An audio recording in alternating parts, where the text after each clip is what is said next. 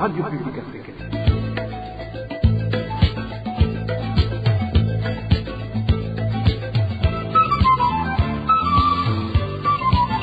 Radio Publique Africaine.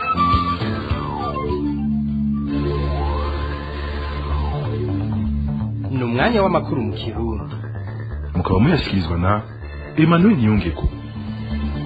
Musangwa amahoro nshuti n'abakunzi ba radio RPA ijwi ry'abanyagihugu ndabaha ikaze yo gukurikira amakuru mwateguriwe kuri uyu munsi wa gatandatu igenekerezo rya 28 ukwezi kwa Gitugutu umwaka wa 2023 ndahere kuri bikuru biyagize.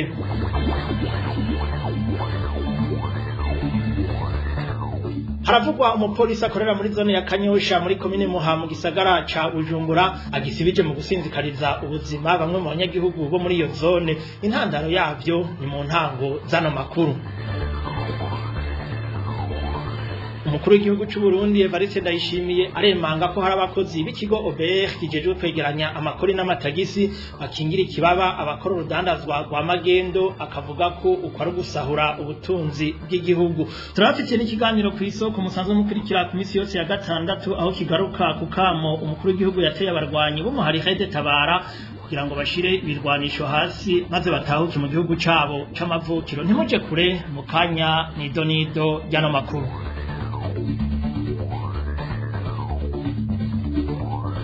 Ndasubiye kubaramutsa n'abakurikira mu gisata c'agatera kazi na muntu nimejeje kubica ku masonga abanyagihugu muri quartier Nyabugete ya mbere zone Kanyosha komine Muha mu gisagara ca Bujumbura bariyamiriza inyifato y'umupolisi acungera ku rugo gumwe mu baba muri iyo quartier. Abanyagihugu bavuga ko mu gihe uyu mupolisi aba yahazurukanywa abangamira abantu bose barengana aho harabo akubita bikomeye akavuga ko ari ntakogwako. Abanyagihugu bagasaba abakurira uyu mupolisi kumusubiza ku murongo. Idona Dani Claire iratwumva. Umupolisi Nduwayo Philbert niwe ari karatungwa gatoke n'abanyagihugu bo muri quartier Nyabugete ya mbere ko ari karabahohotera. Abanyagihugu bavuga ko uwo mupolisi Nduwayo Philbert amategeko kitari gito yitwa rukutariko ahahohotera mu gukubita umuntu wese aciye ahari. Ivyo kenshi akabikora iyo yafashe agacupa. Uyu munyagihugu waho muri Nyabugete arabitubwira. Umupolisi acunze ku rugo yitwa Ubutare yirirwa aratoteza abantu uwo bahuye arakubita kubera akaborego azindukira mu biyoga bitandukanye by'iyayuramutwe byo bita amasafuro n'amakike yamaze kubinwa ntasaba cibanga ubafasha arakubita avuga ko atakimukora ko atakimukonya bareka ko bihuye n'ivyo yize. Ariko icyo dusaba nk'icyo yuko abamwigishije igipolisi bamwigishije ko ari ugutoteza abanyagihugu. Ikibabaza abanyagihugu ngo nuko bamaze kubwira ico kibazo uwo araririra urugo ariko ntagire ico abivugako.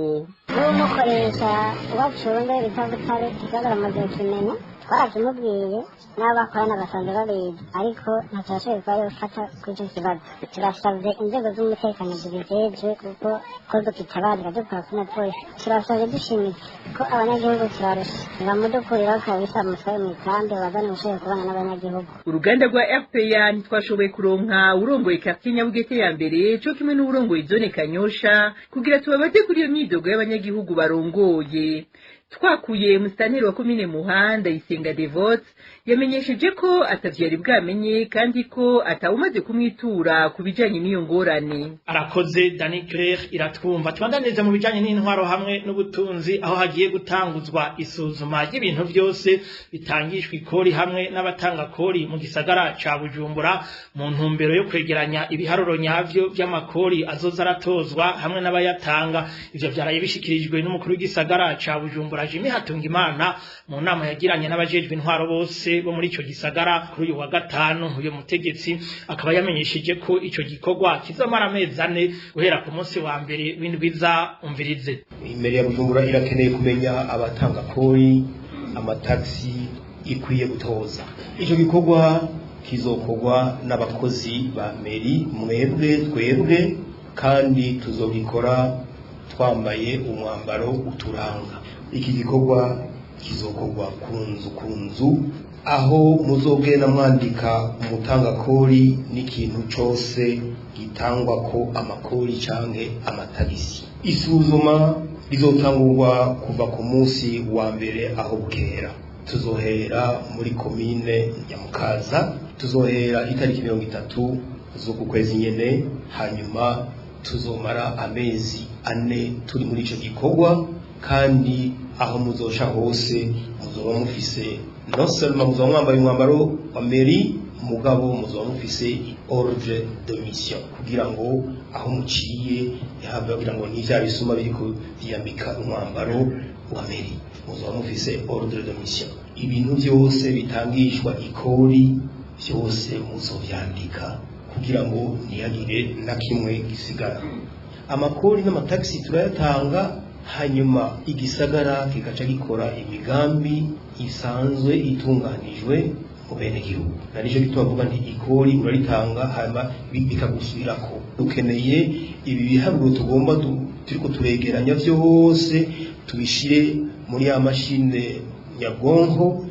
kugira ngo igihe cyose tuzoba dufise igikorwa cyo gutoza amafaranga tumenye dutoza kwande dutoza iki dutoza ngahe bibe bizwi na niho turiko turagira budgetisation tubona yuko umwaka uyu tuzoronka amafaranga angana uko uno munsi sinshaka kubabwira nti tuzokwegeranya amafaranga angana uko bica bingora.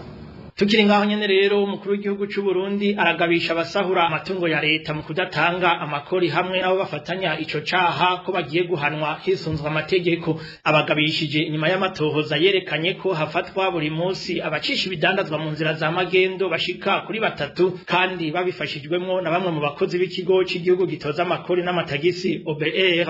Evariste Ndayishimiye yabishikirije ku munsi wa gatatu w'iyindwi ari mu ntara ya Muramvya mu gihe yararamutse ashikiriza abaramatari mushasha w'iyo ntara. Kurikire umukuru w'igihugu cy'u Burundi Evariste Ndayishimiye. Tumaze iminsi turi mu isekeza ryo kurwanya amafraude kitaho bintera isoni iyo mvuye mu kwezi kumwe hamaze guciribwa imanza abantu barenga 50 bariko bariba bagira fraude gusa ukiyumvira abo bantu bahorojeje bagayagaya bita ngo barungutse bafise ibi bagenda baragayagaya mu bantu ndakomeye naho nabasuma kugira ingeso yo kuvuga ngo nzotunga ari uko nizi igihugu amafraude abateye ubwoba nabo rero baca batangura no kugira amayeri yo kugura indongozi zimwe mu batoza kora gushikaho aribo bapangana imigambi nagiye kubimenya uko ndavyigiriyemo jewe nyene iyi ngeso kandi nayihagurukiye sinzi none tugira ibohero ry'abasoma b'igihugu gusa kuko ni benshi nta minsi ibiri ihera ntafashe n'imiburiburi batatu kuva ntanguye isekeza ryo gusiganwa n'abo bantu biba igihugu bagira fraude murumva abo bantu turiko turahomba mu iterambere ry'igihugu nimwiyumvire nk'abo bose baricaye bari gukora ibikorwa by'iterambere ry'igihugu mugabo birababaje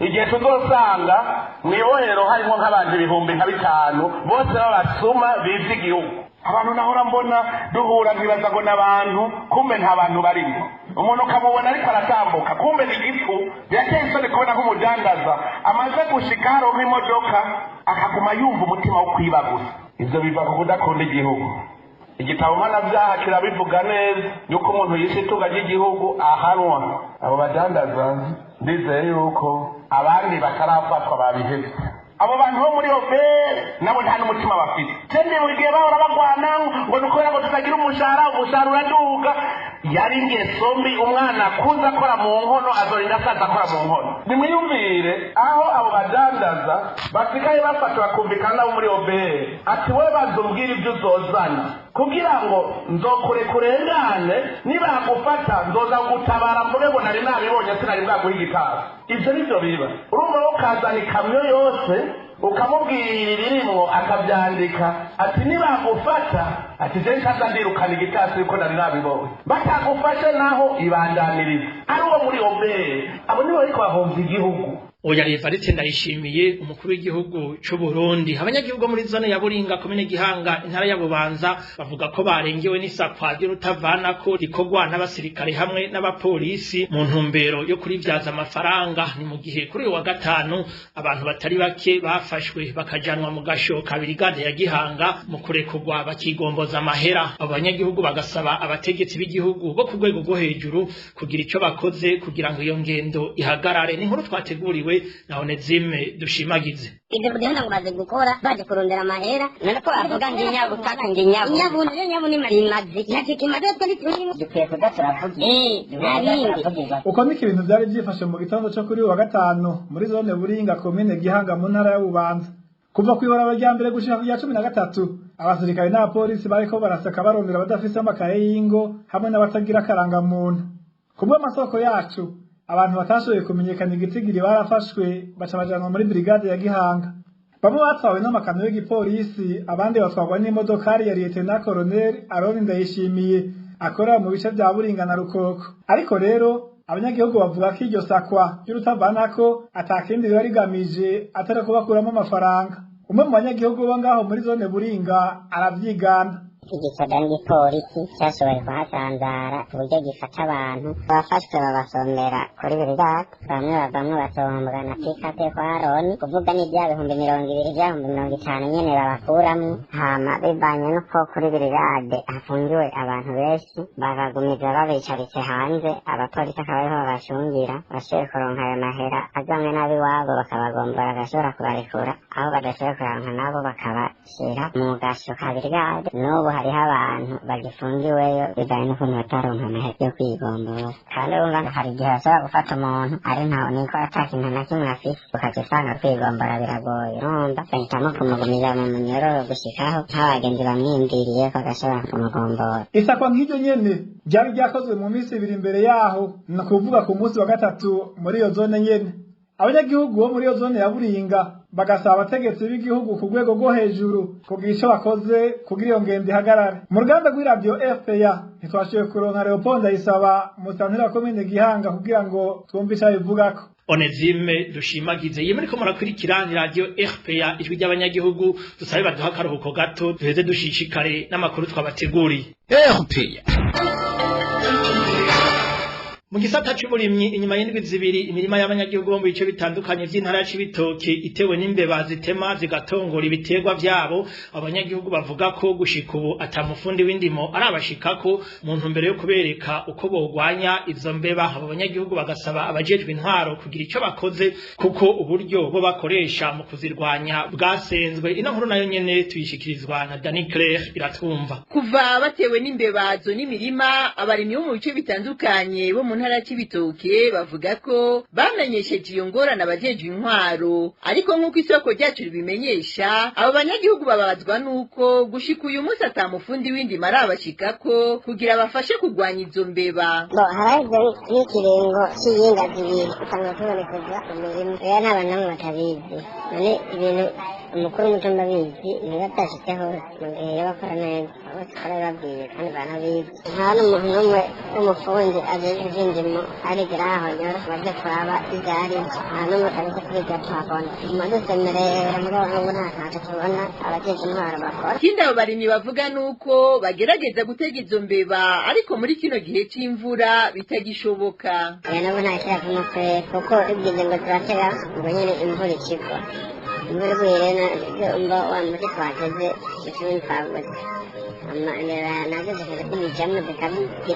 muri rusangi abarimyi bo mu ntara y'Ibitoke basaba abajeje intwaro gukora uko bashoboye bakabazanira abafundi b'indimo kugira babafashe kurwanya izo mbeba zabamariye imirima. Tugume ngaho nyene mu ntara y'Ibitoke tuvuga ubuzima butoroshe ku miryango yahuye n'imvura ivanze n'igihuhusi mu makomine ya Buganda na Rugombo. Myinshi muri iyo miryango irasembereye mu nshuti n'ababanyi yindi nayo yabaye iritiza inzu zitararangira kubakwa aho nyinshi zitagira n'imyango. Iyo miryango ikavuga ko ikirindiriye gushika ubu ico leta yoyifasha. Idonido na Elvis niyo mwongere. Abo banyagihugu bo mu komine ya Buganda na Rugombo basinzikajwe n'imvura nyinshi yari mu muyaga w'igihuhusi yaguye ku munsi wa kane w'indwi bari mu bihe bitoroshe. Iyo mvura yatumye batizabo bamwe mbere muri bo barakomeretse ubu bakaba bari mu bitaro. Inyuma y'ayo makuba rero uyu munsi ntibagira aho bakika umusaya naho bagerageje kurondera aho basembera bavuga ko iyo mvura ataco yabasigiye. Musanzwe hajya bamaze kumenya kuri wawe ko kundi muntu n'ikibazo urabona kenshi hajya inzu iburutse ntiguruka yonyene n'amabati yonyene yonona n'ibyo rusanzwe ufite mu nzu byaba ibyo wambara ibyo ufungura ibyo uryamamo byose birononekana nta kintu gisigara ati ko imvura yona byose nta na kimwe gisigara mu nzu. Muri kino gihe rero myinshi muri iyo miryango isembereye mu babanyi abandi nabo bahisemo gupfa kuja kuba mu yarakiri mu bwubako atari na yabo mbere atagira n'imyango bakavuga ko gushika ubu barindiriye ko hari ico leta yobafashisha kuri ivyo vyabashikiye kenshi bazi ko bamwe bari basanzwe bazi gufashanya bagiye bataba indaro mu babanyi ubuzima babayemo sinzi ico leta yabikwiye kubakorera yego bagiye batenda indaro mu babanyi bari nabo usanga hariho inzu abantu batarinjiramwo zubatswe n'bataruzura mbwa usanga zisakaye izo bagiye bipfundamo bagakuba mbwa zitugaye. Iyo mvura rero irimwo igihuhusi ikaba yahitanye amazu arenga 600 mu makomine ya Rugombo na Buganda, aho mbere n'abantu barenga 5 bakomeretse bajanwa mu bitaro by'intara ya Cibitoke. Gushika ubu iyo miryango itakitakambira leta nabo bose babishoboye kubagarukirako. Mu makuru y'impunzi abarundi bahungiye mu ikambi ya Nakivale mu gihugu c'u Buganda babayeho mu buzima bw'amananiza kubera gafashanyo bahora bahabwa n'ishiramwe mpuzamakungu riraba ivy'impunzi HCR kakuweho. Uyu munsi abo barundi b'impunzi kugira baronke ico rirenza bamwe baja gupagasa no gukora ibikorwa biremereye mu banyagihugu bo mu turere twegereye iyo kambi. Abagendana ubumuga canke indwara zidakira bakaba batorohewe mu kuronka ico rirenza nk'uko umwe muri izo mpunzi z'Inakivale avyigana. Kubera impunzi zo ngaha Nakivale muri Uganda zakuwe ku gafashanyo UN yahora ibaha, abantu benshi uno munsi babayeho ubuzima bugoye butoroshe na gato. Eka nabo utwoga tutibararonse ubuzi usanga ku by'ukuri bagiye nko kwiga ubuzi batari bamenyereye kubera nyene bari babuze uko bagira. Benshi baci baja mu vyaro pagasa, aho rero mu vyaro usanga benshi bakora urimo bwo guhinga canke kurima, abandi bakororera ibitungwa canke inka z'abantu z'abenegihugu, abandi bakabumba amatafari, abandi bagiye mu byo kubaka. Ariko rero hariho benshi ku by'ukuri usanga byashizemo imvune nyinshi, cyane cyane nk'abantu usanga bafise ubumuga canke uburwayi usanga bagenda. Abo nabo imibere yaho ku by'ukuri iragoye cyane uno munsi, imibereho myiza usanga cyane cyane babayeho kubera gusega, ariho gusega inshuti, umugenzi, kubera urumva wabafasha ariwe UN akaba ariwe muvyeyi wabo yarabataye. Cyo gituma ku by'ukuri abantu benshi no munsi bamerewe nabi, ku by'ukuri bishobotse hofatwa ingamba yuko basubizwa ku dufaranga twabo, kuko naho twari dukwiye n'ivyo, ariko twaragira ico dufashije mu mibereho ya misi yose. Mu kiganiro kw'isoko cuno munsi tugaruka ku kamo ko gutahuka umukuru w'igihugu Evariste Ndayishimiye yateye abarwanyi b'umuhari witwaje ibirwanisho Rede Tabara. Kw'isoko na Eric Niyonkuru. Kw'isoko ni ikiganiro mushikirizwa ku minsi yose ya gatandatu mukagitegurirwa n'urunani rw'amaradiyo Radio Inzamba Agateka Kawe, Radio RPA Ijwi ry'abanyagihugu na Radio Television Renaissance. Umukuru w'igihugu cy'u Burundi aheruka kubahamagarira gutahuka mu gihugu cy'amavukiro. Kubwiwe bamwe mu bagwanyi b'umuhari Rede Tabara boca bakwa ibigwanisho bagasubizwa mu buzima busanzwe, abandi nabo bagakurikiranwa n'ubutungane. Uwo mugwi witwaje ibigwanisho ugwanya leta y'u Burundi ntiwatevye kwamirira kure ako kamo ka Evariste Ndayishimiye, aho wasiguye ko ivyo uharanira utarabishikako. Mu kiganiro kw'isoko cyo kuri uwa 28 Gitugutu mu 2023 murumva n'ingene umwe mu banyepolitike batavuga rumwe na leta abibona. Muri kumwe na Eric Niyonkuru, ndabahaye ikaze. Kuri uwa kane niho abaserukira ishirahamwe ry'abanyaburaya ryishinze guharanira amahoro European Institute of Peace bahabwa umubonano n'umukuru w'igihugu cy'u Burundi Evariste Ndayishimiye ugufasha mu gutahukana abagwanyi b'umuhari Rede Tabara ufise bimwe mu birindiro mu buseruko bwa Kongo. Nivyo bashimikiye ko kubw'umuvugizi wiwe Gatoni Rosine Girene. Kuvyerekeye iyo migwi yibukije ingingo zimaze gufatwa n'abakuru b'ibihugu mu karere ka Afrika y'ubuseruko, nuko iyo migwi iziva mu bindi bihugu ishira ibigwanisho hasi gutyo igashigikirwa kugira ngo isubizwe mu buzima busanzwe mu bihugu yaje ivamwo. Aho rero ku mugwi Tabara nyinshora mukuru w'igihugu cy'u Burundi yashimise cyane avuga ati Uburundi burugura imiryango, arasaba yuko abo bana b'u Burundi bose bari hanze y'igihugu bari muri iyo migwi batahuka gutyo baze guterera mu iterambere ry'igihugu. Muri abo bari muri iyo migwi nitwo kwirengagiza kandi yuko harimwo n'abaronderwa n'ubutungane kubw'ivyaha bakoze mu gihugu. Nabo nyene nyinshora mukuru w'igihugu cy'u Burundi yasuye kandi arashimika avuga ati nabo nyene turabaha ikaze nibaze gutyo ubutungane bukora akazi. Bukeye umugwi witwaje ibigwanisho Tabara waciye utera ivyatsi ibyavugiwe muri uwo mubonano.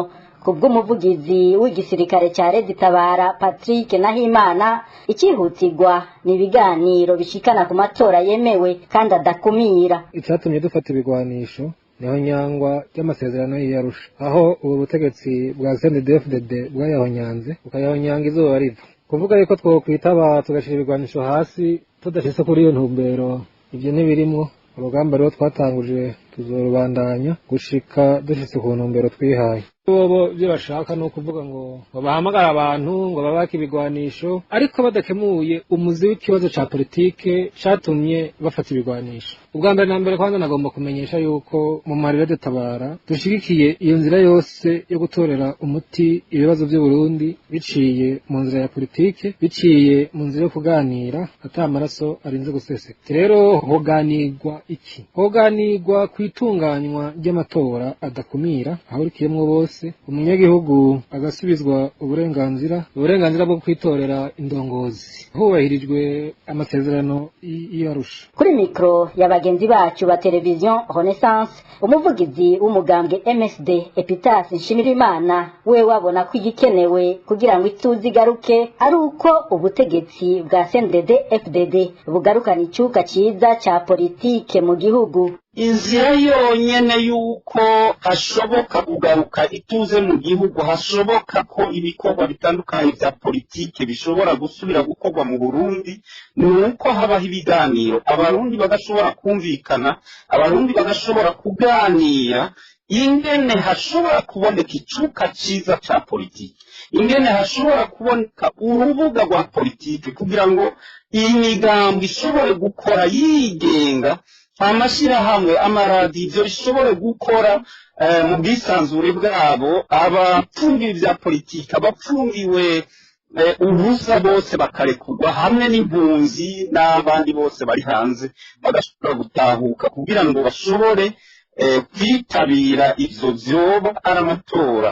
Ibindi byose n'ibimwimvira by'amatora mu minsi iri imbere canke imyaka ibiri iri imbere ntitubona ko bishoboka mu gihe umugambwe CNDD-FDD na leta ndayishimiye babandanya bahonyora uburenganzira bw'abanyagihugu, babandanya batoteza abarundi, babandanya bugara urubuga rwa politike barondera ko abarundi basubira mu ntwaro y'umugambi umwe, kandi muri kino kinjana no muri kino gihe bitagishoboka. Ni kuri icyo cyiyumviro cy'umuvugizi w'umugambwe MSD Epitas Nshimirimana tugarukirije ikiganiro ku isoko cy'uno munsi. Mwari kumwe na Eric Niyonkuru, ndabakengurukiye nongera ndabikebanura naho ku munsi wa gatandatu uza. Cyari ikiganiro ku isoko. Naho rero ku kiganiro ku isoko duciye dusozerera amakuru yo kuri wa 28 Gitugutu mwaka wa 2023. Nkengurukire mwebwe mwese mwafashe akanya ko kuyakurikira, bagenzanje twafashanije kuyatororokanya hamwe n'abahinga b'ivyuma batumye amajwi abashikira, nabo nyene bakenuye kuri mikro bari kumwe na Emmanuel Ningeko. Mugira amahoro n'amahonda aho hose muherereye.